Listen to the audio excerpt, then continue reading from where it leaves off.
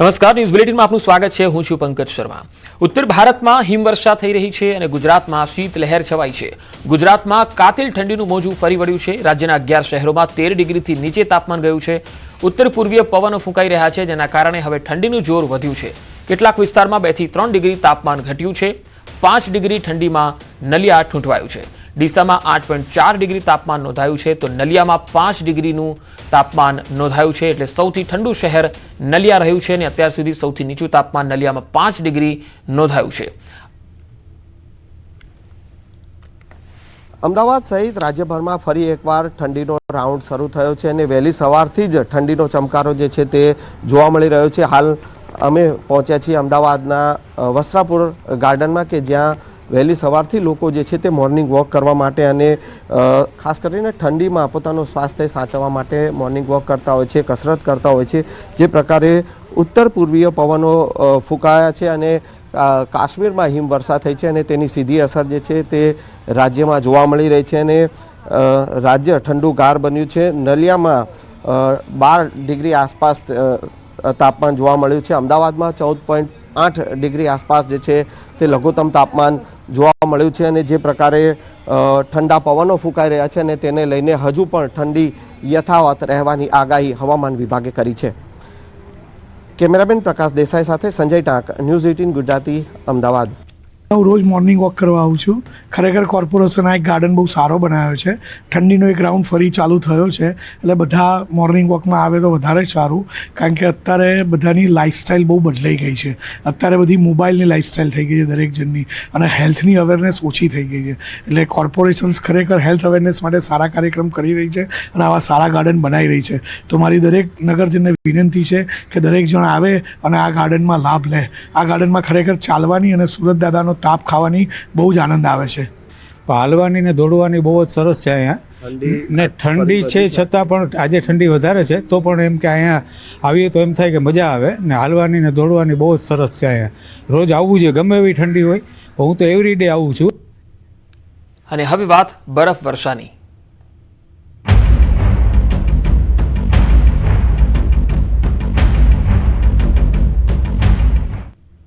જાણીતા પર્યટન સ્થળ ચક્રાતામાં સિઝનની પહેલી બરફવર્ષા થતા સ્થાનિકોમાં ખુશીનો માહોલ છે।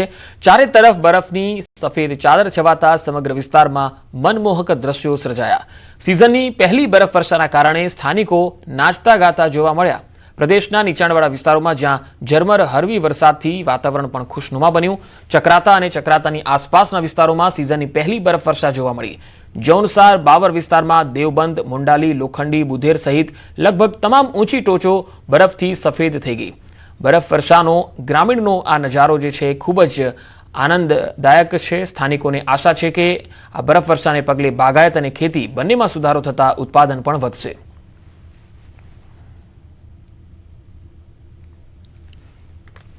તો ઉત્તર ભારતમાં ભારે હિમવર્ષાના દ્રશ્યો તમે જોઈ શકો છો। મોટાભાગના વિસ્તારોમાં અને ખાસ કરીને પહાડી એરિયામાં, ઊંચાઈવાળા વિસ્તારોમાં હિમવર્ષા થઈ રહી છે। ચક્રાતામાં સિઝનની પહેલી બરફવર્ષા થઈ છે, જેનાથી સ્થાનિક લોકોમાં અને પ્રવાસીઓમાં ખુશીની લહેર છવાઈ ગઈ છે।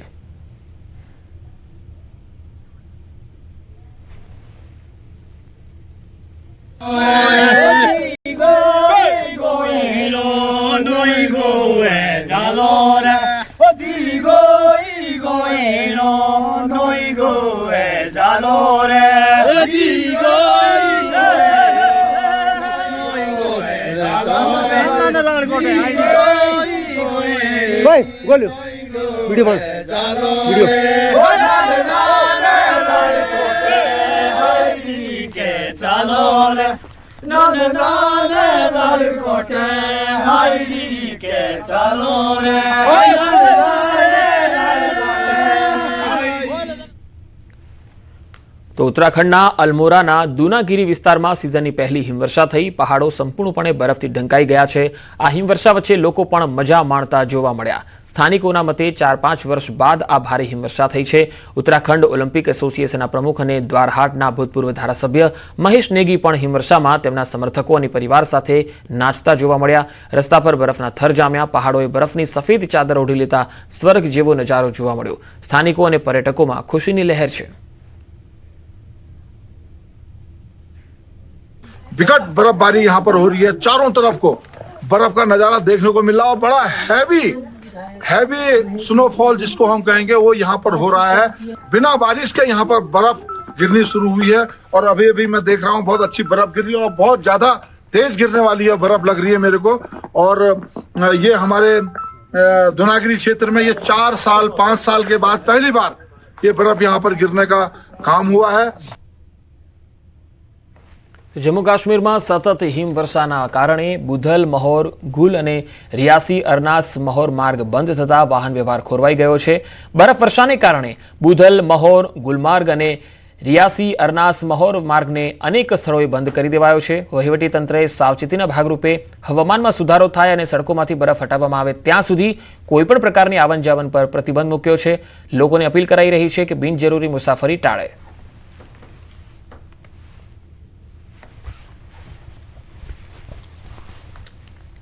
તો દક્ષિણ કાશ્મીરના અનંતનાગથી આ તસવીરો આવી રહી છે। અનંતનાગ જિલ્લામાં આવેલ પહલગામમાં તાજી હિમવર્ષા થતા કુદરતનું અદ્ભુત સૌંદર્ય ખીલી ઉઠ્યું। અહીં રસ્તાઓ બરફની જાડી ચાદરથી ઢંકાયા છે, જેને હટાવવા માટે સંબંધિત વિભાગો અત્યંત સક્રિયતાથી કામગીરી કરી રહ્યા છે। હિમવર્ષા બાદ જનજીવનને સુરક્ષિત રાખવા માટે તંત્ર મેદાનમાં ઉતરી ગયું। વહીવટીતંત્ર દ્વારા મુખ્ય રસ્તાઓ પરથી બરફ દૂર કરીને વાહન વ્યવહાર પૂર્વવત કરવાના સતત પ્રયત્નો કરાઈ રહ્યા છે। આ તાજી હિમવર્ષાને પગલે સમગ્ર વિસ્તારમાં શીતલહેર વ્યાપી ગઈ અને પ્રવાસીઓમાં ભારે ઉત્સાહ જોવા મળ્યો। તો જમ્મુ કાશ્મીરના પુલગામમાં જિલ્લાના ઊંચાઈવાળા વિસ્તારોમાં ભારે હિમવર્ષાને કારણે રસ્તા પર બરફના થર જામ્યા છે। વહીવટીતંત્ર દ્વારા મુખ્ય માર્ગો પરથી બરફ હટાવીને વાહન વ્યવહાર શરૂ કરાઈ રહ્યો છે, પરંતુ ડીકે માર્ગ અને અહરાબલ જેવા અંતરિયાળ વિસ્તારોમાં હજુ પણ સફાઈ કામગીરી ચાલી રહી છે।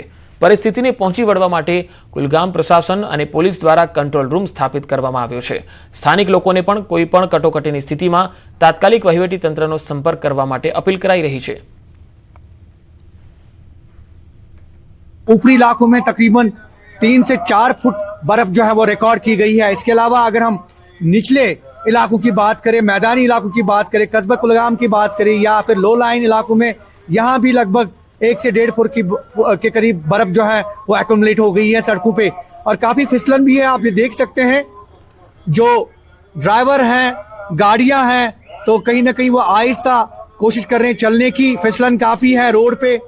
हालांकि इंतजामिया की अगर हम बात करें, इंतजामिया कल से ही मुतारिक थी, परसों से ही मुतारिक थी और जो जिला के तरक्याती कमिश्नर अथर आमिरुल शफी खान हैं, उन्होंने कल ही हालात का जायजा लिया और यहाँ पे जो मैकेनिकल डिपार्टमेंट है उनको पहले ही हिदायत दी गई थी कि जल्द से जल्द सड़कों पर बर्फ हटाने का काम जो है वो शुरू किया जाए और ऐसे में बिजली और पीने के पानी और उसकी फराहमी को यकीनी बनाने के लिए भी इकदाम उठाए गए हैं। ये आप देख सकते हैं। कैमरामैन पहले विजुअल्स के द्वारा आपको दिखाने की कोशिश करेंगे। ट्रांसपोर्ट जो मामूल का ट्रांसपोर्ट है वो भी मुतासिर हो गया है और कहीं ना कहीं हम देख रहे हैं कि दुकानें यहाँ पे बंद हैं क्योंकि बर्फबारी। आप ये देखिए दाएं और बाएं की दुकानें जो हैं, ये मेन मार्केट है कस्बा कुलगाम का, यहाँ दुकानें बंद इस लिहाज से क्योंकि कल शाम से ही बर्फबारी और पहले तेज आंधियां, तेज हवाएं चलने से यहाँ काफी नुकसान हो गया और इससे काफी जो यहाँ के किसान हैं, मालिकाने बागात हैं, उनको काफी राहत मिलेगी और इसके साथ साथ आम लोगों को भी की परेशानियां हैं उसमें भी किसी हद तक जो है वो कमी वाक़या होगी। ज़हूर रिज़वी, न्यूज़ 18 नेटवर्क, कुलगाम। તો હિમાચલ પ્રદેશમાં લાંબા સમયના સૂકા બાદ થયેલા વરસાદ અને હિમવર્ષાએ ખેડૂતો અને બાગાયતદારો માટે સંજીવની સમાન કામ કર્યું, જેનાથી રવિ પાક અને સફરજનની ખેતીને નવું જીવન મળ્યું છે। લસણ અને વટાણા જેવા રોકડિયા પાકોને પણ મોટો ફાયદો થશે। આ કુદરતી મહેરબાનીથી પ્રદેશના ધરતીપુત્રોના ચહેરા પર ફરીથી રોનક છવાઈ ગઈ છે।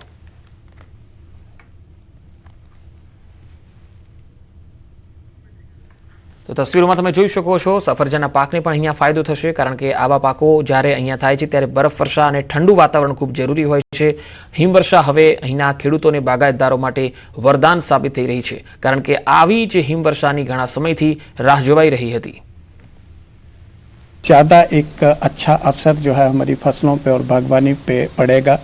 गेहूं में डेफिनेटली उसका क्षेत्र जो है उसमें कमी आई है, लोग बिजाई नहीं कर पाए हैं। 25 से 30% एरिया जो है लगभग, लेकिन जहां पे बिजाई हुई है उन क्षेत्रों में ये बारिश जो एक संजीवनी की तरह काम करेगी।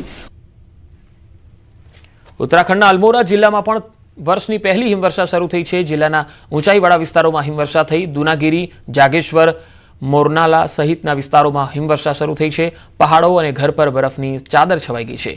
હિમવર્ષા થતાં ખેડૂતોના ચહેરા ખીલી ઉઠ્યા છે। હિમવર્ષાથી ખેડૂતોના પાકને સારો ફાયદો થવાનો છે।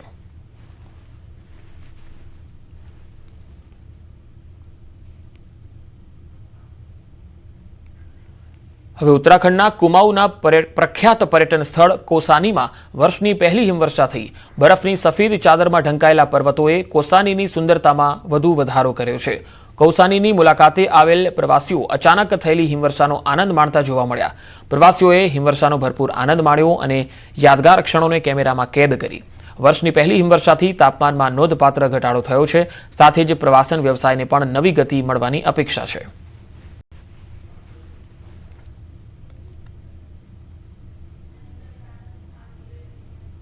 मौसम विभाग की चेतावनी का असर नैनीताल पर सटीक साबित हुआ है और ये देख सकते हैं कि जो लाइव स्नोफॉल है वो नैनीताल में दिखाई देने लगा है और इस तरह से जो एंजॉय है वो टूरिस्ट हैं वो कर रहे हैं। और इस तरफ देख सकते हैं कि जो पेड़ हैं वो लदगद होना शुरू हो गए हैं। हालांकि जो निचला वाला इलाका है वहां पर अभी स्नोफॉल नहीं हुआ है। जो ऊंचाई वाले इलाके हैं चाहे वो स्नो व्यू, टिफिन टॉप या तो तमाम एरियाज हैं वहां पर इसी तरीके से जो लाइव स्नोफॉल है वो देखा जा सकता है। इस तरफ देख सकते हैं कि किस तरह से जो पेड़ हैं वो लदगद हो चुके हैं। दुकानों के ऊपर जो स्नो व्यू वाले हैं उनमें बर्फ जम गई है और इस तरफ देख सकते हैं कि जो पेड़ हैं उनमें किस तरह से जो स्नोफॉल है वो हो रहा है। हालांकि जिस तरह से मौसम विभाग ने चेतावनी दी थी कि स्नोफॉल होगा, बारिश होगी, क्योंकि 4 महीने से उत्तराखंड में बर्फबारी नहीं हुई, बारिश नहीं हुई, उसका सीधा असर खेती किसानी पर भी पड़ा था। लेकिन अब जिस तरह से चीजें हुई हैं उससे काफी दिक्कत। आप कहाँ से आए हैं? गुड़गांव से। क्या लगा ये लाइव स्नोफॉल देख के? बहुत अच्छा लगा। हमें तो अनएक्सपेक्टेड था कि नैनीताल में हमें कश्मीर का मजा मिलेगा। सोचा था ये सब कुछ मिलेगा? बिल्कुल नहीं। एंजॉय किया है बहुत बहुत। मैं एंजॉय की, मेरे बच्चे एंजॉय किए, मेरे हस्बैंड। भाई साहब भी हैं हमारे साथ। भाई साहब बच्चों के साथ घूमने आए हैं, किस तरह से एंजॉय किया इन सारे पलों का? बहुत अच्छा लगा। हमारे लिए अनएक्सपेक्टेड था कि आज स्नोफॉल होगा। कश्मीर का नजारा दिखा? बिल्कुल कश्मीर का मजा है, स्विट्जरलैंड का मजा है ये। पहाड़ में आने का जो पैसा है वो वसूल हुआ है? बिल्कुल बिल्कुल फुल पैसा वसूल हुआ आज।